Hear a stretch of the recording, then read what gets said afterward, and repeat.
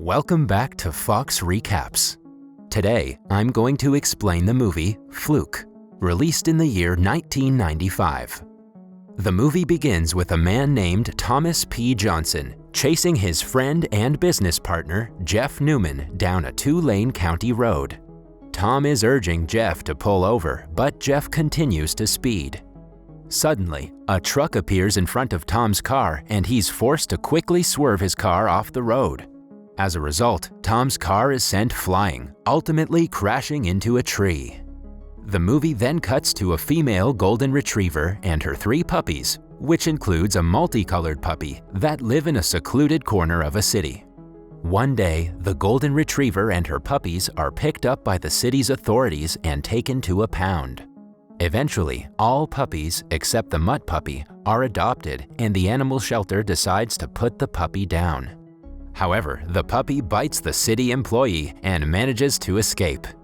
The baby runs to his mother, but he is forced to flee when the shelter employees start chasing him.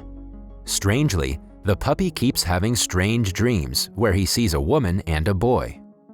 In the city, the puppy is noticed by an elderly homeless woman named Bella that takes him in.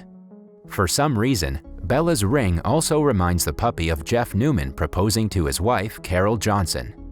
Under Bella's care, the puppy grows bigger. To entertain people and earn a living, Bella plays the shell game with the puppy. One day, a pedestrian calls the puppy's ability to beat Bella's game a fluke, and Bella decides to name the dog Fluke. Several months pass by, and Bella grows sick. One day, she passes away in her sleep, and Fluke is once again left on his own. However, Fluke is soon found by a streetwise dog named Rumbo. Rumbo befriends him and teaches him how to pee like a dog. Rumbo also takes him to see a man named Bert that runs an eatery. Afterwards, Rumbo takes him to his home, a junkyard run and owned by a man named Boss. There, Fluke continues to have dreams about Tom and his family. Fluke also notices a magazine with Jeff on the cover page for introducing a breakthrough brake system to the world.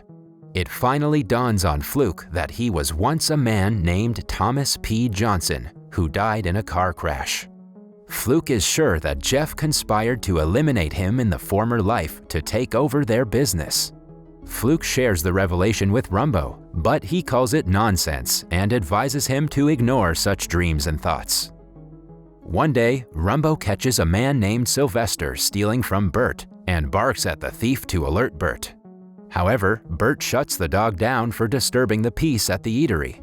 On his way out, Sylvester deliberately steps on Rumbo's tail to teach him a lesson for trying to rat him out, but Rumbo retaliates by biting Sylvester's leg.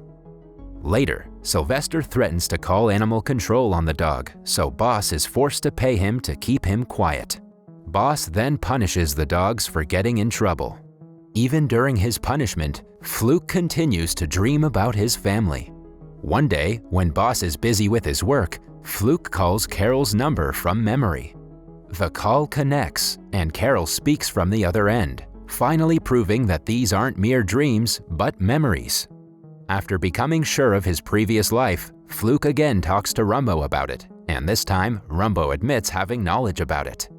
However, when Fluke reveals his plan to reunite with his family, Rumbo announces that he's not going to help him find his family. As Rumbo proceeds to leave, Sylvester shows up with a group of men that abduct Fluke and take him into a cosmetics company for experiments. During the experiments, Rumbo breaks into the facility and knocks the lead scientist out, prompting Sylvester to run away in fear. Rumbo then releases all the animals from their cages. Afterwards, Rumbo leads Fluke out of the facility. However, as they flee, Sylvester returns with the security and shoots Rumbo. They manage to escape to the woods, but Rumbo is fatally shot. A dying Rumbo tells Fluke about his past. It's revealed that the black and white snapshot of a man in a sailor suit on Bert's wall was Rumbo's former self. Moreover, Bert was his brother, and he reveals that he wishes to smell the sea again. It's suggested that Rumbo died in the line of duty in his previous life. After Rumbo passes away, Fluke seeks out his surviving wife, Carol, and son, Brian. he travels for miles to his son's school. After waiting for hours, Brian finally appears and he is picked up by his mother, Carol. Fluke immediately springs to Carol's car, frightening the life out of her. Carol tries to get rid of the dog, but he is persistent. After failing to impress Carol, Fluke tries to charm Brian, but Carol proceeds to drive away. However, Fluke refuses to give up and follows them home. Fluke ultimately manages to charm Carol with his typical doggy tricks, and she lets him into the house for one meal. However, Brian convinces Carol to let him keep Fluke until they find his owner. They give Fluke a good bath and welcome him into their life. Fluke tries to drop hints to Brian that he's his father, but the boy only sees it as some sort of Christmas miracle. Fluke also tries to drop hints to Carol, but without success. At night, Carol gives Fluke a small closet to sleep in, but Fluke sneaks out after everyone goes to sleep and wanders around the house. After tucking his son to bed, Fluke resigns for the night next to Carol. Over the course of the next few days, Fluke gets to know his family better. He also spends his day playing with Brian, which Tom never had time for when he was alive as a man. He realizes how precious every moment is. He hopes that somehow, sooner or later, he will find a way to tell them who he really is. One day, Jeff shows up at their home and Fluke attacks him, suspecting that his human death was caused by his former business partner. Astonished, Carol helps Jeff grab Fluke and throw him out of the house, much to Brian's dismay.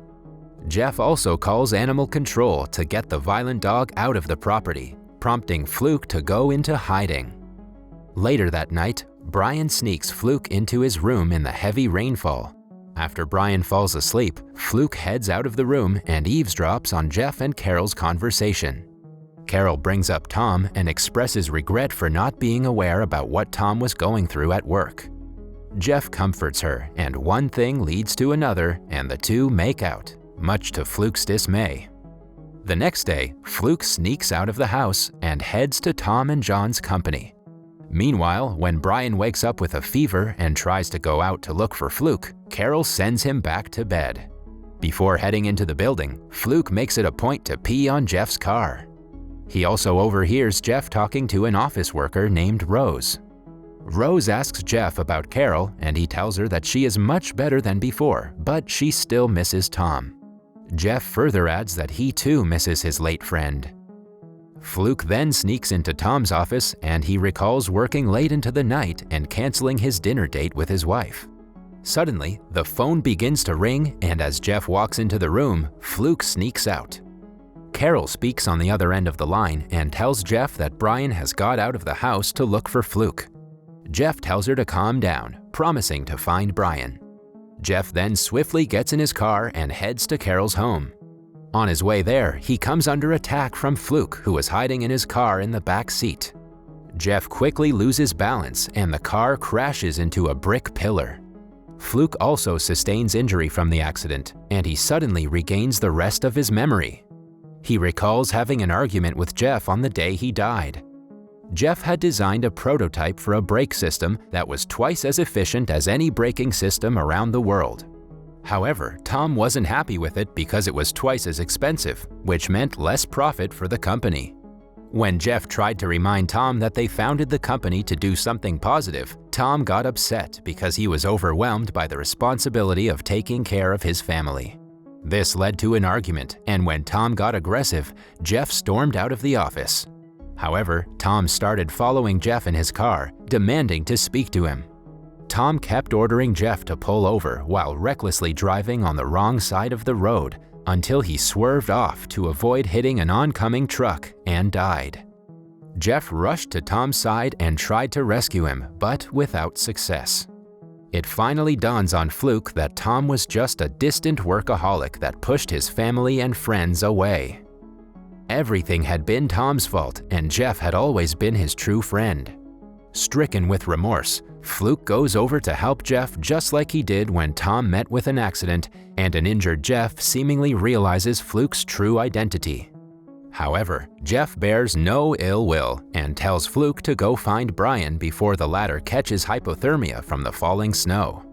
Regretful over his actions, Fluke barks for a passing driver to help Jeff before running off. On a hunch, Fluke goes to the graveyard where Tom had been buried and luckily finds Brian there. It turns out Brian had been locked in by an unaware groundskeeper. At home, Carol also figures out that Brian is at the cemetery after looking at his drawings. Fluke huddles with Brian to keep him warm until Carol arrives at the cemetery and breaks open the gates with her car. Carol carries Brian into the car and he tells her that he had a dream in which Fluke spoke to him. Apparently, Fluke told him not to cry before revealing that he had to go away. Carol then tries to coax Fluke to come home with them. However, Fluke digs away at the snow in front of Tom's tombstone to show Carol who he really is by uncovering the word "forever" at the bottom, a phrase he often said to her as a human. Carol is left speechless and lets Fluke leave without objection. With a heavy heart, Fluke departs and entrusts his family to Jeff for their happiness. Tom reveals that he had to leave because he finally accepted that he can no longer be the family man he should have been, and that he should just cherish the life he has now, which he hadn't done back then. Far away and some time later, while resting under a tree on a farm by himself, Fluke is reunited with Rumbo, who has reincarnated as a squirrel. Fluke couldn't be more happy, and the two chat the day away. That was all from the video. I hope you liked it. Subscribe for more content like this and hit the like button to help us out. Also, leave a comment if you want us to recap your favorite movie. Until next time, take care.